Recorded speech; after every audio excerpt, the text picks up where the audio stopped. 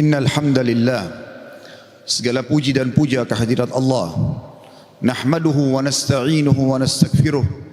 Hanya kepadanya kita memuji, meminta pertolongan serta bertaubat dari dosa-dosa kita. Wa na'udzu billahi min syururi anfusina, dan hanya kepada Allah pula kita meminta agar dijauhkan dari keburukan-keburukan diri kita. Wa min sayyiati a'malina, dan dari segala dosa yang pernah kita lakukan. May yahdihillahu fala mudhillalah, barang siapa yang telah Allah berikan petunjuk maka tidak akan pernah sesat selamanya. Wa may yudlilhu fala hadiyalah, dan barang siapa yang telah Allah sesatkan maka tidak akan mendapatkan petunjuk selamanya. Asyhadu an la ilaha illallah wahdahu la syarikalah wa asyhadu anna Muhammadan abduhu wa rasuluh. Saya bersaksi tiada Tuhan yang berhak disembah kecuali Allah dan tidak ada sekutu bersamanya, dan Muhammad benar-benar hamba juga utusannya. Qala Allah Ta'ala, Allah mengingatkan dalam kitabnya, ya ayyuhalladzina amanu taqullaha haqqa tuqatihi wa la tamutunna illa wa antum muslimun.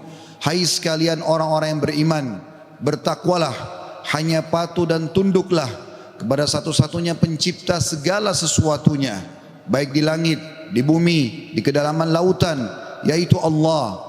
Sebenar-benar patuh dan tunduk, dan janganlah kalian meninggal dunia kecuali dalam keadaan Islam.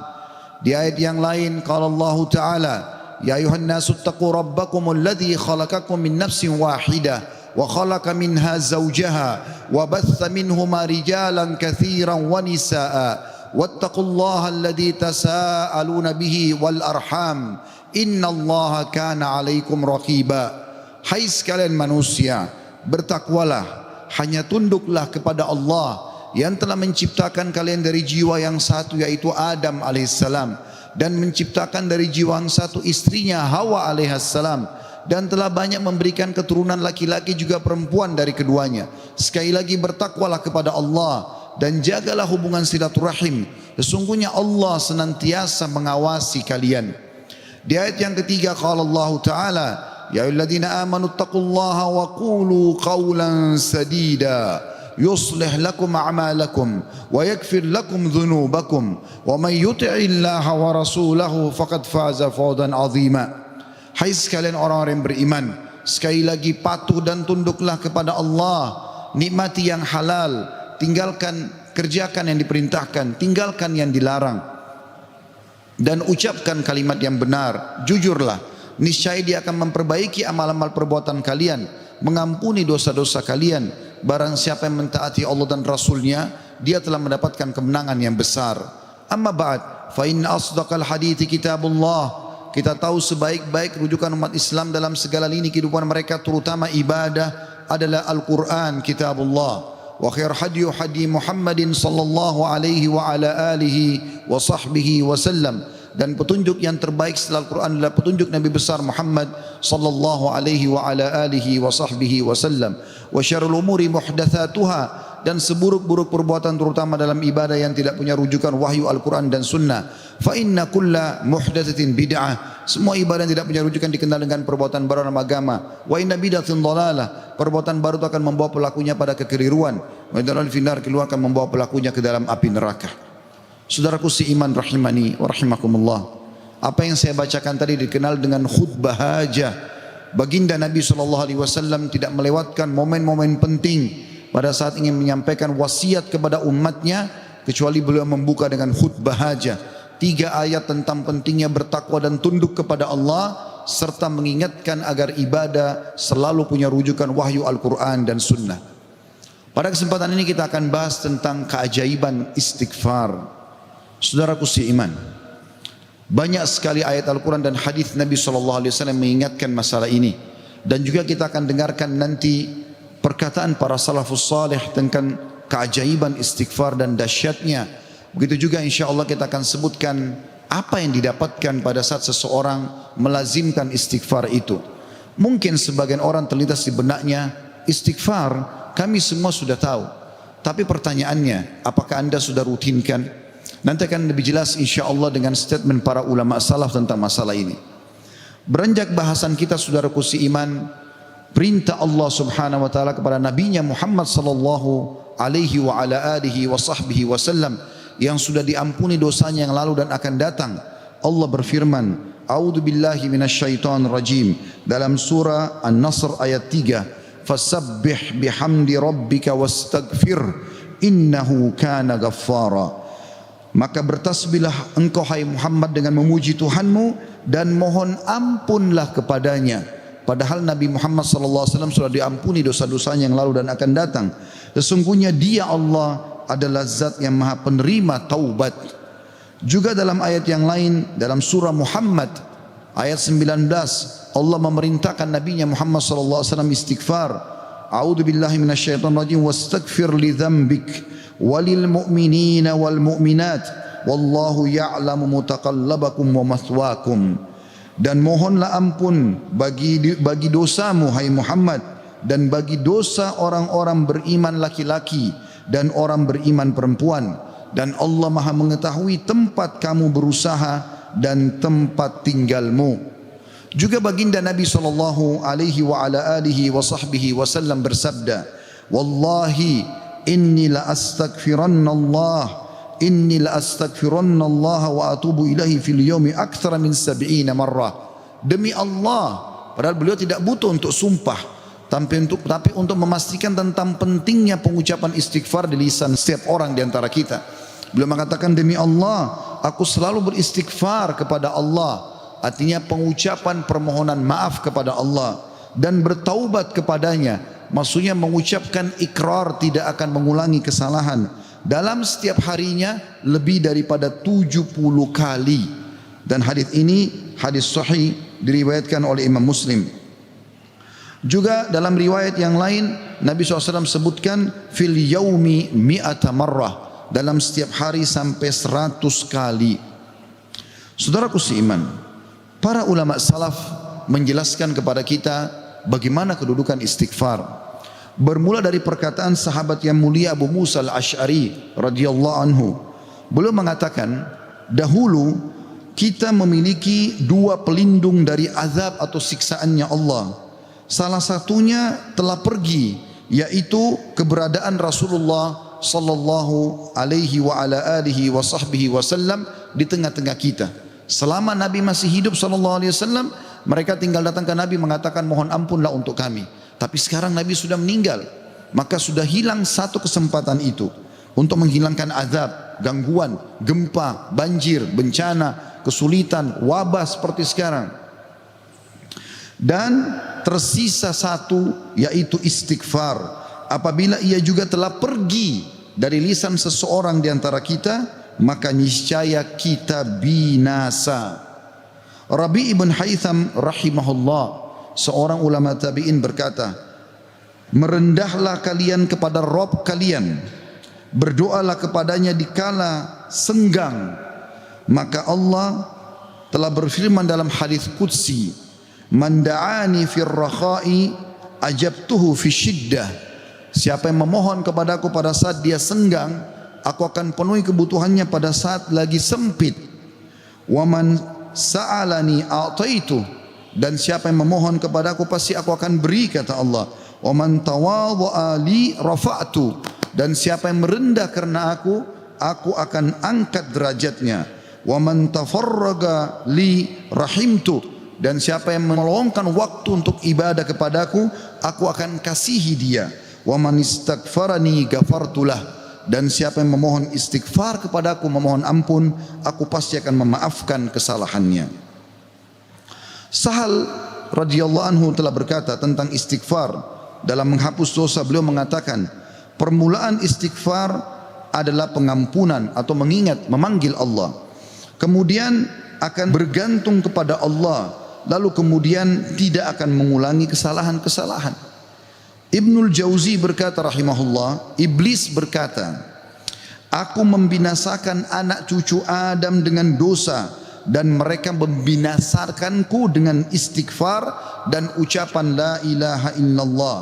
Manakala aku melihat hal itu pada mereka, aku tanamkan hawa nafsu pada mereka, di mana mereka berbuat dosa tapi mereka tidak beristighfar, karena mereka mengira diri mereka telah berbuat baik. Dan kata para ulama menanggapi statement Ibnu Jauzi rahimahullah, Yang pertama syaitan tanamkan adalah supaya manusia lalai berbuat dosa. Pada saat dia sudah berbuat dosa, syaitan akan lalaikan dia supaya tidak istighfar. Karena istighfar adalah kata kunci dihilangkan dosa tersebut dan akhirnya azab Allah tidak datang. Qatadah rahimahullah berkata, Al-Quran menunjuki kalian penyakit dan juga obat sekaligus untuk menyembuhkan kalian. Penyakit kalian adalah dosa-dosa dan obat penyembuh kalian adalah istighfar. Permasalahan apapun akan selesai dengan istighfar. Andai saja sebuah wilayah disepakati dari pemimpinnya sampai masyarakatnya memasyarakatkan dan membudayakan istighfar di lisan mereka, di meja-meja makan mereka, di halaman rumah mereka, di meja-meja kerja mereka, di masjid mereka, di pasar mereka, demi Allah wahai saudaraku seiman, permasalahan di wilayah itu akan selesai semuanya dan rezeki akan terbuka seluas-luasnya. Anda akan dengarkan nanti kurang lebih 9 manfaat daripada istighfar itu sendiri. Ali radhiyallahu anhu berkata, sahabat Nabi yang mulia ini berkata, yang aneh adalah orang yang binasa padahal keselamatan ada bersamanya. Orang bisa kena gempa, banjir, penyakit kronis, kemiskinan, kesusahan hidup. Kata Ali radhiyallahu anhu, yang aneh adalah orang yang binasa padahal keselamatan ada bersamanya. Lalu beliau ditanya radhiyallahu anhu, apa keselamatan yang Anda maksudkan? Kata Ali radhiyallahu anhu, istighfar. Beliau juga berkata, tidaklah seorang hamba diilhami oleh Allah subhanahu wa ta'ala untuk beristighfar. Allah tidak mudahkan lisan Anda mengatakan astagfirullah. Itu saja, kata beliau, kecuali Allah memang berkehendak untuk menyelamatkannya atau tidak mengazabnya. Seseorang soleh juga berkata, hamba berada di antara dosa dan nikmat. Keduanya tidak akan menjadi baik kecuali mensyukuri nikmat dan istighfar dari dosa-dosa. Juga Luqman al-Hakim yang terkenal Allah namakan surah Luqman atas namanya. Dia berkata kepada putranya, wahai anakku, Allah memiliki beberapa waktu tidak ditolak orang untuk meminta pada waktu itu, seperti antara azan dan iqamah, seperti sepertiga malam, saat hujan turun dan seterusnya. Maka perbanyak istighfar pada saat itu. Beliau bukan menyuruh anaknya minta hajat, tapi disuruh beristighfar. Karena dengan istighfar ternyata hajat-hajat kita walaupun kita tidak minta dipenuhi oleh Sang Pencipta Allah Subhanahu wa taala. Ibunda mulia Aisyah radhiyallahu anha, Ummul Mukminin berkata, tuba, kegembiraan, kebahagiaan bagi siapapun yang mendapatkan istighfar tertulis indah banyak di buku amalnya. Abu Al-Minhal juga berkata rahimahullah, tidaklah seorang hamba didampingi di dalam kuburnya oleh pendamping yang lebih dicintai daripada istighfar yang dia ucapkan semasa hidupnya. Al-Hasan Basri berkata rahimahullah, perbanyak istighfar di rumah-rumah kalian, di meja-meja makan kalian, di jalan-jalan kalian, di pasar-pasar kalian, di majlis-majlis kalian, karena kalian tidak tahu kapan ampunan akan turun. Seorang Badui berkata, siapa yang ingin menjadi tetangga kami di tanah kami, hendaklah memperbanyak istighfar, karena istighfar adalah awan tebal yang mengandung air atau hujan yang lebat, maksudnya rezeki. Andai saja kita fahami statement-statement saudaraku seiman, mungkin beranjak dari Pak Bupati hafizahullah, pemimpin wilayah Goa, semoga Allah jaga beliau, dan juga seluruh masyarakat Goa ini, apalagi kalau seluruh wilayah Indonesia bisa menanamkan ini, selalu saling berwasiat, pemimpin kepada masyarakat, masyarakat kepada seluruh tetangganya, setiap orang kepada keluarganya, ayo perbanyak istighfar. Setiap lagi diam, jangan cuma diam, astagfirullah wa atubu ilaih, itu saja. Berapa banyak orang, tadi saya dapat informasi masyarakat Goa kurang lebih kalau tidak salah 800.000. Kalau 800.000 orang anggap yang muslimnya misalnya 700.000 saja, semua beristighfar satu orang satu kali saja, ada 700.000 istighfar naik ke langit. Bukankah itu akan mendatangkan rezeki kepada kita? Bukankah itu pasti akan mengangkat wabah dan permasalahan yang kita hadapi? Demi Allah iya saudara. Jawabannya demi Allah iya. tinggal anda mau amalkan atau tidak. Juga Bakar bin Abdullah Al-Muzani rahimahullah berkata, kalian banyak berbuat dosa, maka perbanyaklah istighfar. Karena seseorang kalau menemukan istighfar dalam catatan amalnya, pada setiap jarak 2 baris buku amalnya hari kiamat, dia akan senang melihatnya. Ibnu Taimiyah berkata, ini statement terakhir dalam perkataan salafus salih, saya akan masuk setelah itu keutamaan daripada istighfar itu sendiri sebagai penutup khutbah kita insyaallah. Ibnu Taimiyah berkata, fikiranku kadang-kadang terpaku kepada sebuah masalah yang sulit aku hadapi, enggak ada solusinya. Maka aku beristighfar kepada Allah 1000 kali.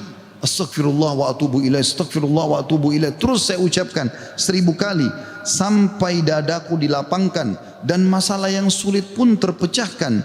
Aku kadang berada di pasar, masjid atau sekolah, tapi hal itu tidak menghalangiku dari zikir dan istighfar sampai aku meraih apa yang aku inginkan. Istighfar teman-teman sekalian. Baik, kira-kira orang yang bertanya, apa yang saya dapatkan kalau saya beristighfar? Yang pertama, akan dicatatkan pahala buat anda sendiri. Karena istighfar ucapan yang tidak butuh energi banyak, hanya lisan dan bibir kita yang tergerakkan, ya, suara sedikit saja, tidak ada energi yang besar. Itu adalah ibadah yang besar pahalanya. Allah subhanahu wa ta'ala memerintahkan kita dan memerintahkan juga Nabinya Muhammad sallallahu alaihi wasallam untuk beristighfar kepadanya. Allah berfirman di dalam surah Mu'min ayat 55, A'udzu billahi minasyaitonir rajim, fasbir inna wa'dallahi haqqun wastaghfir li dzambik wastaghfir li dzambika wasabbih bihamdi rabbika bil asyi wal ibkar. Maka bersabarlah kamu hai Muhammad dan pengikutmu dalam melalui kehidupan dunia dengan segala macam cobaannya. Toh ada kehidupan akhirat yang akan abadi dengan nikmat. Karena sungguhnya janji Allah itu benar. Tidak ada kedustaan. Salat, puasa, zakat, bakti sama orang tua, bersedekah, zikir, doa, apa saja kerjakan, semua akan kau dapatkan hasilnya. Dan mohonlah ampunan untuk dosamu hai Muhammad, dan pengikutmu juga perintahkan mereka lakukan itu. Dan bertasbihlah seraya memuji Tuhanmu pada waktu pagi atau pada waktu petang dan juga pagi hari. Kemudian juga Allah mengatakan dalam surah Al-Muzammil ayat 20, a'udzubillahi minasyaitonir rajim, wastaghfirullah innallaha ghafurur rahim. Dan mohonlah selalu ampunan kepada Allah, istighfar. Sesungguhnya Allah Maha Pengampun lagi Maha Penyayang. Dan yang terakhir ayat Al-Qur'an adalah Al-Imran 133. Tentu ayat banyak sekali tapi saya singkatkan di sini karena khutbah Jumat. A'udzu billahi minasyaitonir rajim. Wasari'u ila magfiratin min rabbikum wa jannatin arduhas samawati wal ardu iddat lil muttaqin. Dan bersegeralah kamu kepada ampunan dari Tuhanmu dan kepada surga yang luasnya seluas langit dan bumi yang disediakan untuk orang-orang beriman. Yang kedua, saudaraku seiman, istighfar sebab utama datangnya rezeki. Allah menyebutkan dalam Al-Quran, ya, apa yang diucapkan oleh lisan nabinya yang mulia Nuh alaihissalam dalam surah Nuh ayat 10 sampai ayat 12. A'udzu billahi minasyaitonir rajim. Faqultu astaghfiru rabbakum innahu kana ghaffara yursilis samaa 'alaikum midrara wa yumditkum bi amwalin wa banina wa yaj'al lakum jannatin wa yaj'al lakum anhara. Maka aku berkata kepada kaumku, ya Allah, kata Nabi Nuh, mohonlah ampun kepada Tuhan kalian. Sesungguhnya Dia Allah adalah Maha Pengampun. Niscaya dengan mohon ampun istighfar kalian itu, Dia Allah akan mengirimkan hujan kepadamu yang lebat dan memperbanyak harta juga anak-anakmu dan mengadakan untukmu kebun-kebun dan mengadakan di dalamnya sungai-sungai. Juga dalam surah Hud ayat 52 Allah subhanahu wa ta'ala berfirman, A'udzu billahi minasyaitonir rajim. Ya qaumi, Nabi Hud berkata alaihissalam, ya qaumi istaghfiru rabbakum thumma tubu ilaihi yursilis samaa 'alaikum midrara wa yazidkum quwwatan ila quwwatikum wa la tatawallaw mujrimin. Hai kaumku, kata Nabi Hud alaihissalam, banyaklah mohon ampunlah kepada Tuhan kalian dan bertobatlah kepadanya. Niscaya pasti dengan istighfar dan tobat kalian Dia menurunkan hujan yang sangat deras atasmu. Maksudnya subur, hujan bukan mematikan tapi membawa berkah. dan dia akan menambahkan kekuatan kepada kekuatanmu. Fisikmu akan kuat, fikiranmu, jiwamu akan sehat, dan janganlah kamu berpaling dengan berbuat dosa. Al-Qurtubi rahimahullah berkata tentang tafsir surah Hud ayat 52, di dalam ayat-ayat ini terdapat dalil bahwa istighfar digunakan untuk meminta rezeki dan hujan.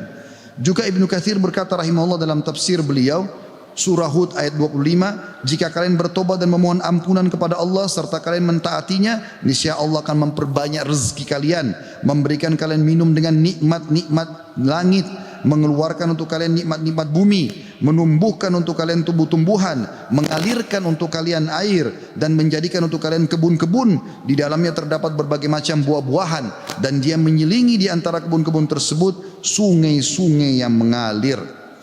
Yang ketiga, saudaraku seiman, istighfar sebab masuk ke dalam surga. Sebagaimana kita sudah tahu bersama-sama, salah satu zikir pagi dan petang yang sangat dianjurkan adalah membaca Sayyidul Istighfar, tuannya istighfar, yaitu lafadznya sebagaimana dinukil dari Nabi SAW. Beliau mengatakan, Allahumma anta rabbi la ilaha illa anta khalaqtani wa ana abduka wa ana ala ahdika wa wa'dika mastata'tu a'udhu bika min syarri ma sana'tu abu'u laka bi ni'matika alayya wa abu'u bidzambi faghfirli fa innahu la yaghfiru dhunuba illa ant. Yang artinya, ya Allah, sungguhnya Engkau adalah Rabbku, penciptaku. Tidak ada Tuhan yang berhak disembah kecuali Engkau. Engkaulah yang telah menciptakanku dan aku adalah hambamu. Aku senantiasa berada dalam perjanjian bersamamu. Maksudnya mentauhidkan Allah dan tidak bermaksiat. Dan aku yakin akan janjimu tentang pahala bagi orang-orang mukmin semampuku. Aku berlindung kepadamu dari kejelekan yang aku perbuat. Aku mengakui nikmatmu kepadaku serta aku mengakui dosaku. Oleh karena itu ampunilah aku, karena sungguhnya tidak ada yang mengampuni dosa kecuali Engkau. Kata Nabi SAW, siapa yang mengucapkan ini, man qalaha minan nahari mukinan, dia yakin, besok dia ucapkan di siang hari atau pagi hari dengan yakin dalam hatinya, famata min yaumihi, kemudian dia meninggal pada hari itu, qabla an yumsiya, sebelum tiba di sore hari, fahuwa min ahlil jannah, dia pasti masuk ke dalam surga. Wa man qalaha minal laili wa huwa muqinun biha, dan siapa ucapkan walaupun sekali saja di malam hari, famata, maka kemudian dia mati, qabla an yusbih, sebelum dia tiba pagi hari, fahuwa min ahlil jannah. Yang keempat, istighfar adalah sebab dihapuskannya dosa. Mohon maaf kalau sedikit panjang, saya minta waktu sekian beberapa menit lagi. Kata ada berkata radhiyallahu rahimahullah, sesungguhnya Al-Quran menunjuki kalian tentang penyakit dan penyembuhannya, yaitu dosa adalah penyakit dan penyembuhannya adalah istighfar. Allah berfirman, a'udzubillahi minasyaitonirrajim, dalam surah Al-Imran 135, walladzina idza fa'alu fahishatan aw zalamu anfusahum dzakarullaha fastaghfaru lidzunubihim wa may yaghfiru dzunuba illallah wa lam yusirru ala ma fa'alu hum ya'lamun. Dan juga orang-orang yang apabila mengerjakan perbuatan keji dan menganiaya diri mereka, kalau mereka buat dosa, maka mereka ingat kepada Allah lalu mereka memohon ampun terhadap dosa-dosa mereka, dan siapa lagi yang dapat mengampuni dosa selain Allah, dan mereka terus mereka tidak meneruskan perbuatan dosa itu sedang mereka mengetahuinya. Kemudian teman-teman sekalian, selanjutnya adalah yang kelima, istighfar mencegah hukuman dari Allah Subhanahu wa taala. Saya ambil satu saja. Al Hasan Basri rahimahullah berkata, wahai anak Adam, meninggalkan dosa lebih ringan bagimu daripada mencari taubat, dan ketahuilah bahwasanya pada saat kau meninggalkan perbuatan dosa atau kau beristighfar pada saat berbuat dosa, maka azab Allah tidak akan datang. Karena Allah berfirman dalam surah Al-Anfal ayat 33, a'udzubillahi minasyaitonir rajim, wa ma kana Allah liyu'adzibahum wa anta fihim, wa ma kana Allah mu'adzibahum yastaghfirun.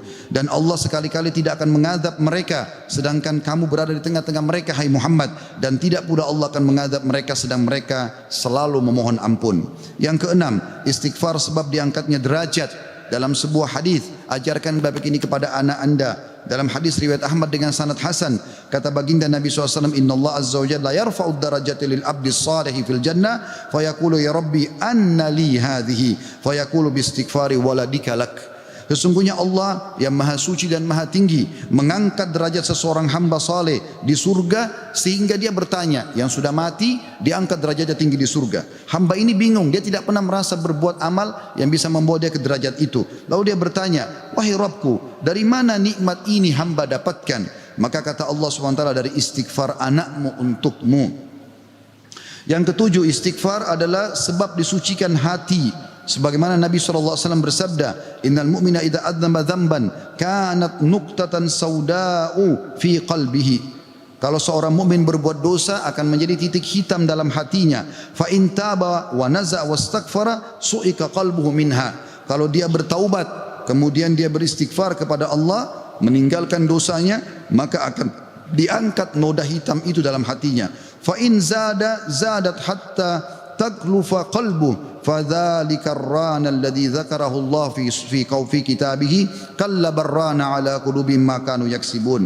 Dan kalau seandainya dia bertaubat dan meninggalkannya serta beristighfar, hatinya kembali bersih darinya, dan kalau dia tambah melakukan dosa, maka bertambah pula titik hitam itu sampai menutupi seluruh hatinya. Dan itulah makna kalimat ar-ran dalam firman Allah Subhanahu wa taala, sekali-kali apa yang selalu mereka usahakan itu menutupi hati mereka. Surah Al-Mutaffifin ayat 14. Dua poin yang terakhir teman-teman sekalian, yang ke-8 adalah istighfar sebab memperoleh anak dan keturunan. Dinukil dalam sebuah riwayat disebutkan oleh Abu Hanifah rahimahullah dalam musnadnya, bahwasanya seseorang datang mengeluh dari Jabir bin Abdullah radhiyallahu anhu. Seseorang mengeluh kepada Nabi SAW lalu berkata, ya Rasulullah, ya sesungguhnya orang semua punya anak, tapi aku sendiri yang tidak punya anak. Maka kata Nabi SAW, mana kau dari dua senjatamu, memperbanyak sedekah dan istighfar, maka dengannya kau akan diberikan rezeki. Kata Jabir bin Abdullah, orang itu pun mengamalkan, lalu saya menyaksikan orang itu dikaruniai 9 orang anak, semuanya laki-laki. Kesembilan dan terakhir adalah istighfar sebab menikmati kesehatan dan kekuatan. Sebagaimana dijelaskan dari dalam surah Hud ayat 52, dan sudah saya bacakan tadi ayatnya, saya tidak ulangi, tapi potongan ayatnya adalah yazidkum quwwatan ila quwwatikum. Istighfar menyebabkan bertambahnya kekuatan di atas kekuatan. Izinkan saya teman-teman sekalian menyampaikan sebuah kisah yang berhubungan dengan masalah ini, atau dua buah kisah ringkas. Ada seseorang di Irak dulu pernah berdagang, kemudian dia menemukan semua pedagang di pasar laku barangnya kecuali dia, dan dia orang miskin. Dia mengatakan, saya pun dulu di dekat barang saya sampai menjelang sore belum laku-laku.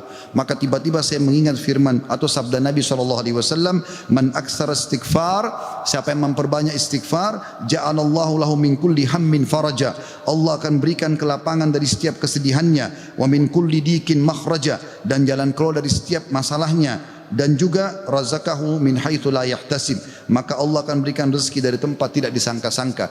Maka dia bilang, saya pun beristighfar kepada Allah, dan terjadi satu keajaiban yang luar biasa. Ternyata datang kepadaku hampir seluruh pedagang pasar datang, dan mereka memperebutkan barang daganganku. Terakhir kisah seseorang yang bernama Abu Yusuf, saudaraku seiman, di musim haji, seorang syekh, dalam kisah yang tidak disebutkan namanya siapa, sedang menyampaikan masalah istighfar. Datang seseorang setelah pengajian bernama Abu Yusuf lalu berkata, Syekh, saya ingin bercerita tentang manfaat istighfar yang anda sampaikan tadi. Kata syekhnya, silakan. Dia bilang, saya menikah bertahun-tahun tidak punya anak sama sekali, dan saya sama istri saya sedih. Lalu satu waktu saya pernah mendengarkan sebuah siaran tentang makna firman Allah SWT surah Nuh ayat 10 sampai ayat 12, tadi sudah saya bacakan ayatnya, bahwasanya orang kalau istighfar akan diturunkan hujan dari langit, diberikan keturunan dan juga harta. Lalu saya mengatakan kepada istri saya, wahai Ummu Yusuf, ayo kita istighfar, sudah bertahun-tahun kita berusaha berobat sana sini tidak punya anak. Maka dia sama istrinya yang mengatakan, kami pun beristighfar tidak mengenal waktu, tidak mengenal tempat kecuali di WC. Kita tidak baca di WC, di tempat tidur, di ruang makan, di halaman, selalu baca. Dan subhanallah, kata dia, Syekh, bulan itu Ummu Yusuf hamil dan lahirlah Yusuf. Begitu selesai hamil, lagi masa nifas, saya bilang, Ummu Yusuf, kita sudah bertahun-tahun tidak punya anak, ayo kita istighfar kepada Allah untuk anak yang kedua. Kata dia, anda tahu Syekh, selesai nifas Ummu Yusuf hamil dan kami dapat lagi anak kedua, dua-duanya laki-laki. Setelah anak kedua lahir, di masa nifas saya bilang lagi, wahai Ummu Yusuf, kita beristighfar kepada Allah untuk anak yang ketiga. Maka saya sama Ummu Yusuf beristighfar yang ketiga, dan ternyata selesai masa nifas hamil dan juga melahirkan di tahun ketiga anak laki-laki yang ketiga. Kata syekhnya, semoga Allah berkahi. Itu betul-betul firman Allah. Allah mengatakan Allah tidak akan pungkiri janjinya. Dia mengatakan, belum selesai kisah saya Syekh. Setelah itu Ummu Yusuf berkata, wahai Abu Yusuf, kita berhenti dulu istighfar untuk mohon anak, istighfar untuk yang lainnya, tapi permohonan anak berhenti dulu sampai anak-anak besar.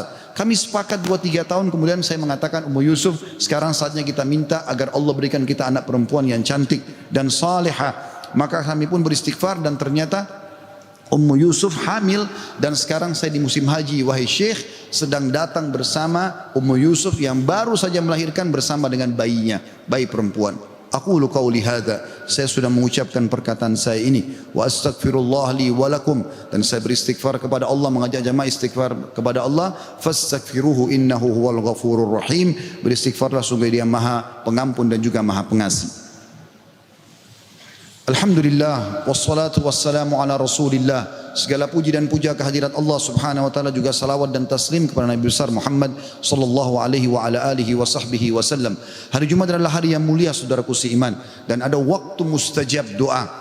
Dalam dua riwayat, yang pertama riwayat Imam Muslim, kata Nabi SAW, tidak ada seorang muslim pun berdoa di hari Jumat kecuali diijabah, dan kejarlah pada saat khatib di khutbah kedua sampai diiqamahkan solat. Makanya semua khatib pasti berdoa di khutbah kedua. Yang kedua riwayat An-Nasai, kata Nabi SAW, Jumat ada 12 waktu, tidak ada seorang muslim yang berdoa kecuali diijabah sama Allah, dan perbanyak doa selepas asar sampai terbenam matahari. Maka jangan kita sia-siakan waktu mustajab ini. Mari kita hadirkan hati dan pikiran kita untuk berdoa kepada Allah Subhanahu wa taala, semoga Ia mengijabahnya. Alhamdulillahi Rabbil Alamin. Kami memujimu ya Allah sebagaimana layak Kau dipuji sebagai pencipta. Dan juga kami mengucapkan salam hormat kami kepada Nabi Muhammad sallallahu alaihi wasallam, sebagaimana Engkau telah mengucapkan salam hormat kepadanya. Ya Allah, kami tidak berkumpul di salah satu rumahmu ini kecuali karena ingin menjalankan perintah dan kewajiban yang Kau bebankan kepada kami. Maka ikhlaskan niat kami dan terimalah seluruh amal-amal soleh yang pernah kami kerjakan, baik kami ikhlas atau kurang ikhlas, yang sedang kami kerjakan, yang akan kami kerjakan sampai menjelang ajal datang nanti. Sesungguhnya la haula wala quwata illa bik, kami tidak punya daya dan kekuatan kecuali dengan izin-Mu.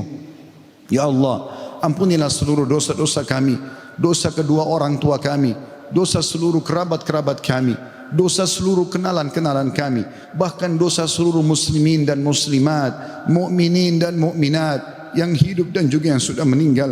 Ya Allah, janganlah Engkau bubarkan kami dari solat Jumat yang mulia ini kecuali Engkau telah bersihkan dosa-dosa kami, dan Engkau ganti semuanya menjadi pahala dengan izin-Mu, karena Engkau telah mengucapkan dalam satu firman-Mu, ulaika alladhina yubaddilullahu sayyi'atihim hasanat, mereka adalah hamba-hamba yang Allah ganti dosa-dosanya menjadi pahala.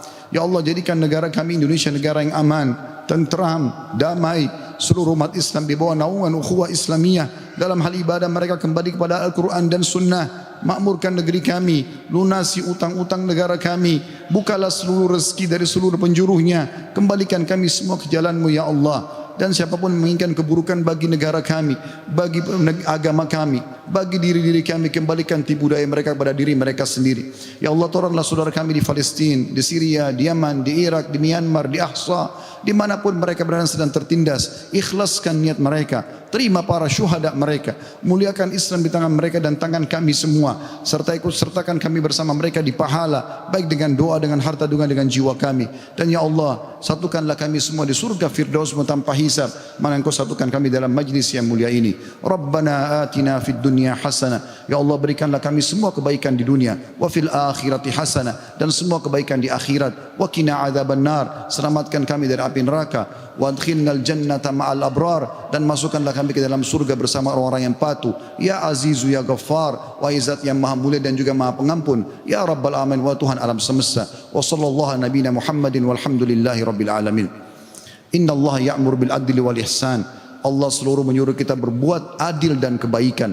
Wa yanha 'anil fahsya'i wal munkari wal baghi. Allah larang perbuatan keji, mungkar dan maksiat. Ya'idukum la'allakum tadhakkarun. Itu peringatan dari Allah, jadikanlah sebagai pegangan hidup kalian. Fadhkurullahal azima yadhkurkum. Ingat kepada Allah maka Allah akan ingat kepada kalian. Washkuru ala niyami yazidkum. Syukuri nikmatnya dia pasti akan tambah. Wala dzikrullahi akbar. Mengingat Allah adalah amalan yang paling besar. Wa aqimis shalah, dan dirikanlah